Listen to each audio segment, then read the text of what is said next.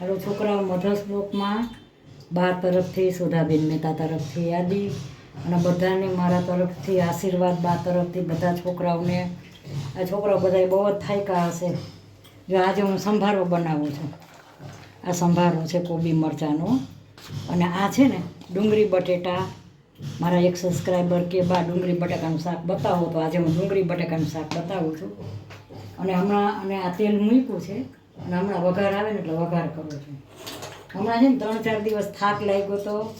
નેવીના બેટા કેમ છો? મજામાં આવીશ. હું પણ મજામાં છું, પણ છે ને 4 દિવસ બહારથી જમવાનું આવ્યું બપોરે, અને સાંજના લગભગ જમવાનું બહારથી આવ્યું હતું. એટલે 3-4 દી એમ બ્લોગ ન બનાવ્યો, અને 2-3 દી જરાક થાક લાગ્યો હતો, બધું ભેગું લતોડ લાગ્યો જરાક. એટલે 4-5 દી એમ વયા ગયા. એટલે આજે મેં કીધું લાવો હું બ્લોગ બનાવી નાખે. કે સબસ્ક્રાઈબર કે બા તમે ડુંગળી બટાકાનું શાક બતાવો. 2-3 વાર એવી રીતે કીધેલું કે લાવો આજે હું બનાવી નાખું. ને આજે હું બ્લોગે બનાવું છું. તમે બધા મજામાં હશો, બધાનો થાક ઉતરી ગયો હશે, બધા ખૂબ હરી ફરીને આનંદ કર્યા હશે બધા દિવાળી ઉપર બધાને. હવે કામે લાગી જાય બધા. જો હું પોતે ખુદ કામે લાગી ગઈ છું. જો હવે આજે આ તેલ મૂક્યું છે. જો હવે વઘાર આવી ગયો હમણાં. હવે આ ડુંગળીના શાકમાં મેથી મૂકો ને બહુ સરસ થાય. હું જીરું નથી મૂકતી, આ મેથી નાખી. આ મેથી અને રાઈ નાખી.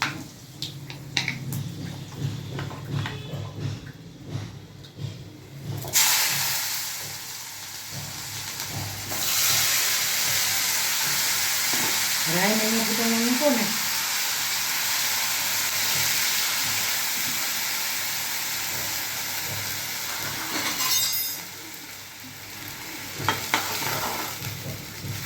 રાઈ મેથી વઘારમાં મૂકો ને એટલે શાક સરસ જ થાય. હવે આ ટમેટા છે, આ ટમેટા અને કોથમરી નાખવાનું. મેં આમાં જીરું નથી નાખ્યું, રાઈ અને મેથી નાખ્યા છે. ગેસ ચાલુ રાખ્યું છે. આ મીઠું નાખ્યું, હળદર, હવે છે ધાણા જીરું. આજે ડુંગળી બટાકાનું શાક વઘારીને એમાં હું 3-4 દિવસ બહારથી જમવાનું હતું ને સાંજના બહારથી લગભગ, અને 1-2 દિવસ થોડોક થાક લાગ્યો હતો બધું ભેગું. એટલે થોડુંક બ્લોગ બનાવવામાં 3-4 દિવસ મેં નથી બનાવ્યો. ખરેખર બધું ભેગું હતું, થાકે લાગ્યો હતો બધું ભેગું. જો હવે આ બની ગયો. હવે આને છે ને ચડવા દઈશ. આ વઘાર ડુંગળી બટેટા છે. તો જો આ સંભારો વઘારું છું.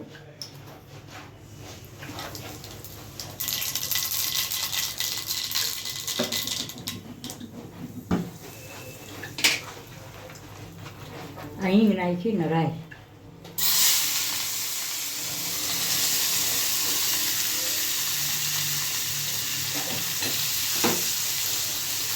આ થોડોક જ હતો સંભારો. એને કારણ કે એક બાબુ છે ને એને સંભારો બહુ ભાવે છે, અમુકને ન ભાવે.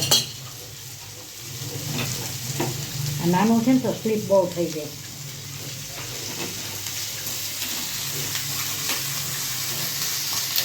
જ્યાં હિંગ ને રાઈ મૂકીને વઘાર કર્યો ને. હવે આ મીઠું નાખ્યું.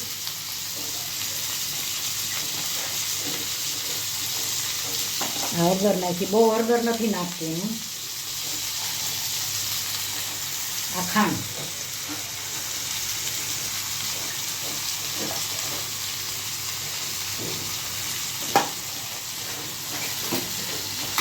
જ્યાં સંભારો સરસ વઘાર્યો.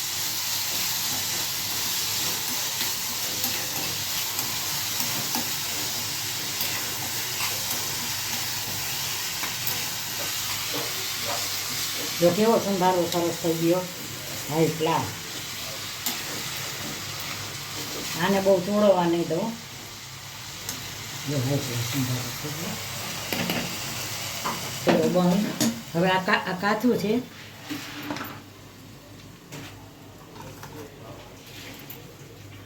આમે મીઠું નાખ્યું છે અંદર. આ વહેલું તમે કાચું કરી નાખો ને તો આમાં મસાલો ચડી જાય, ધાણા જીરું. આમાં દળેલી ખાંડ હોય, પણ અત્યારે મારી આગળ દળેલી ખાંડ નથી એટલે હું પછી નાખીશ. પણ આમાં હોય દળેલી ખાંડ.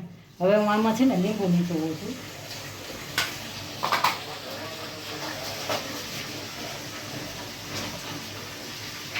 આમાં હું દળેલી ખાંડ જ નથી નાખતી, પણ તમે દળેલી ખાંડ જરૂર નાખજો, બહુ નહીં, થોડી. કારણ કે લીંબુ નાખો ને એટલે સામે દળેલી ખાંડ થોડીક હોવી જોઈએ, અને ધાણા જીરું ખાસ હોવું જોઈએ. જો આ સરસ કાચું બની ગયો. આમાં તમે લીંબુ અને દળેલી ખાંડ નાખો એટલે સરસ થાય. અને આ સંભારો જો.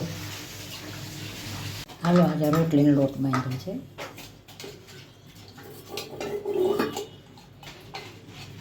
ગરમી કેવી પડે છે, બહુ ગરમી પડે છે. કેનેડામાં ને ત્યાં તો બરફ પડવાનું ચાલુ થઈ ગયો હશે અત્યારે. ત્યાં હું છાપો વાંચતી હોઉં ને, મારો શોખ છે છાપો, તો હું રેગ્યુલર વાંચું કાંઈ. જો લોટ બાંધી લીધો. હવે આને હું ઢાંકીને રાખી દઈશ.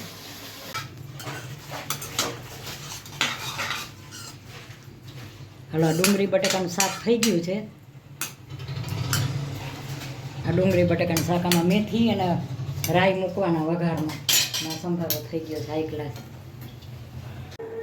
હાલો છોકરાઓ, મધર શ્લોકમાં સુધાબેન મહેતા તરફથી યાદી, અને મારા તરફથી બધા મારા સબસ્ક્રાઈબર, મને હમણાં સબસ્ક્રાઈબર કરેલું હોય બધાને મારા તરફથી આશીર્વાદ દઉં છું. છોકરાઓને આ વર્ષ બધાનું બહુ સરસ જાય એવા તો હું આશીર્વાદ દઉં જ છું, કે તમે મારો પરિવાર છો, તમે મારી યારે સંકળાયેલા છો બધા. અને તમે જો આજે 4 દી બ્લોગનો મારે નેવીના તરત કીધું, બા કેમ નથી દેખાતા, કેમ બ્લોગ નથી. તરત મારી દીકરી જેવી છે, બહુ રાહ જોતી હતી બિચારી. આજે જો મારી ખૂબ ખૂબ આશીર્વાદ છે નેવીના તને બા તરફથી. તું મારી દીકરી જેવી જ છો. જો આજે મેં રસોઈમાં શું બનાવ્યું છે, આ કાચું બનાવ્યું છે. આ કાચું છે. પછી આ જો આ મારા બીજા સબસ્ક્રાઈબર છે, એના ખાસ એના ઓર્ડરથી મેં ખાસ ડુંગળી બટેકાનું શાક એને મને કીધું કે બા તમે બનાવો. મારા ખાસ સબસ્ક્રાઈબર છે, એને મેં આજે ડુંગળી બટેકાનું શાક બનાવીને બતાવ્યું છે. અને આ કોબીનો સંભારો છે, આ રોટલી, છાશ, મૂળા. હજી આથી ડબલ રસોઈ છે, પણ મારે સમાતું નથી.